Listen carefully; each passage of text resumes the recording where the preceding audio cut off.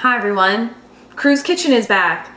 Maybe temporarily, maybe for more installments. We're not quite sure yet and I don't want to make any promises.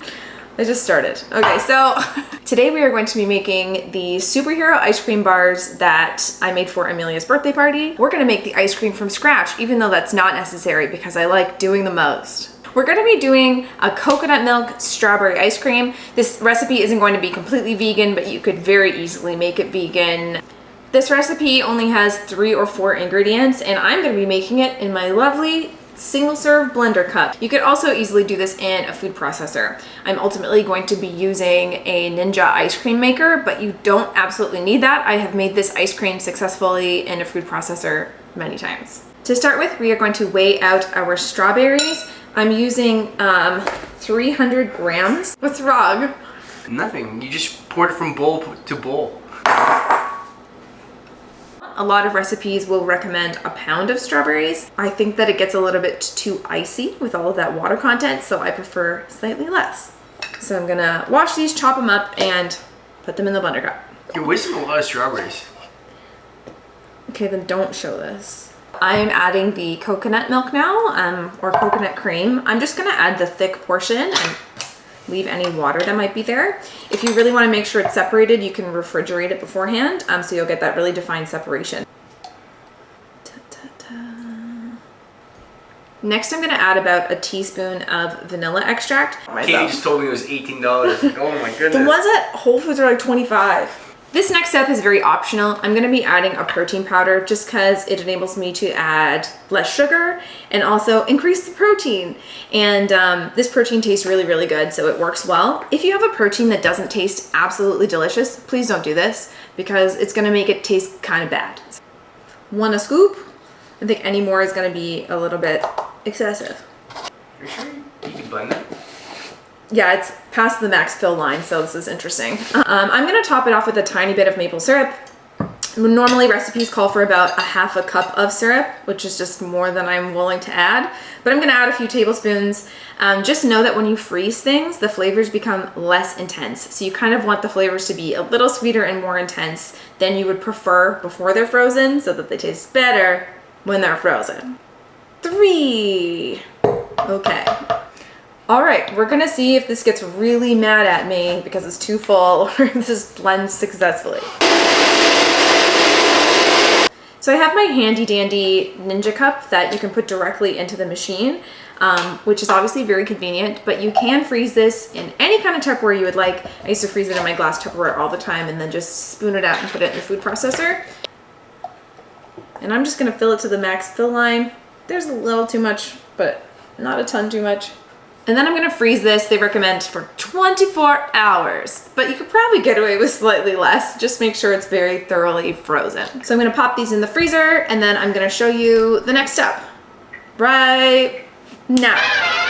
All right, this is sufficiently frozen, so I am going to pop it into the Ninja ice cream maker. If I could take the top off, then I'm going to pop it in my little Ninja ice cream maker. Super easy. It has the blade on the top. But again, you can easily use a food processor for this. You don't absolutely need this. Lock it into place and then hit ice cream. That's it.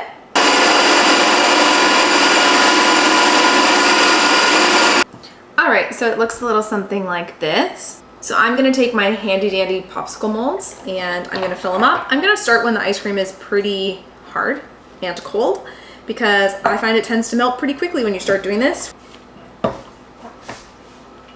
So I'm gonna pop on the top. Not forget to put the sticks in like I did for one of the batches for Amelia's party, and then freeze them until they're completely solid, so probably about 24 hours, and then we're gonna take them out and we are going to decorate them. We're back. It is 5 days later because we've all been dealing with violent food poisoning, but not from these bars, so let's continue. So our bars are complete, but I think they're not completely complete until we decorate them. This can be a cute idea for Halloween. I did these for Amelia's party, obviously. So I melted 2 cups of semi-sweet chocolate with 2/3 of a cup of coconut oil. And you have to make sure that this is room temperature before you start dipping the ice cream bars for obvious reasons. This is a little bit warm, but I think it's still gonna be okay. I've also set aside my decorations because you have to work really, really quickly before the chocolate hardens because it happens within seconds. So I have little peach rings and little googly eyes, so I'm gonna make them to look like cute little superhero masks. I also got this silicone letter mold and I put modeling chocolate in it to make letters and stars for the superhero party. Just make sure you keep these cold as well before you use them. I don't really think I'm gonna work quickly enough to have all 4 bars out at the same time. So I will probably take 2 out and then put the other 2 back in the freezer while I'm working on the first. So I'm just gonna quickly pop these out. So easy. 1 and 2. I said 2. I said, it's so easy. Ideally you have enough to completely submerge it. Take it out and work really, really quick. 1 eye. 2 eyes. He's a little wall-eyed, but that's okay. He's still cute. You're still cute. And then a little sprinkle smile. So cute! I gotta put this boy in the freezer. 1, 2, 3. So these are our superhero pops. Here. Which one should we eat? Wait.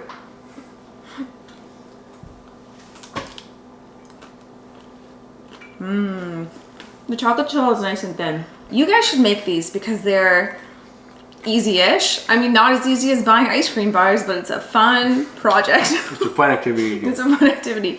And you can get your kids involved in the decorating if you yell at them to go really fast before the chocolate hardens. Candy's really good. The candy? We already knew that. Okay, bye!